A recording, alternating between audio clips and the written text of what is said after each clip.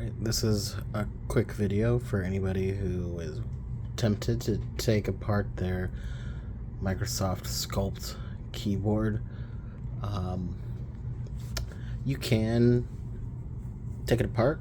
Basically, the bottom has these rubber feet, and then you would take off the rubber feet, and then there are screws that you can unscrew, and then with enough finagling you can separate the pieces, and then when you do, you can pop this off, and then you can take apart these pieces.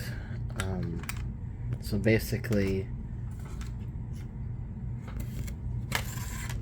this is the bottom. You would take the rubber feet off, and then you would unscrew these, and then you would try to pry this piece away from this piece, and you would be able to do it. You'd be able to pop this off as well, and then these two pieces will then be together with screws. This piece will be attached right there, and then after you unscrew that, you can separate those two pieces. But basically, once you get to this point though,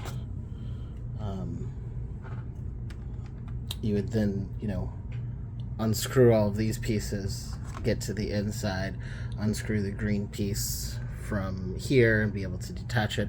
But once you get to this point and you're like, okay, I'm ready to get to the actual keyboard, you will find that there are all of these plastic rivet type things that you cannot take apart any further. So your dream of fully cleaning your keyboard or investigating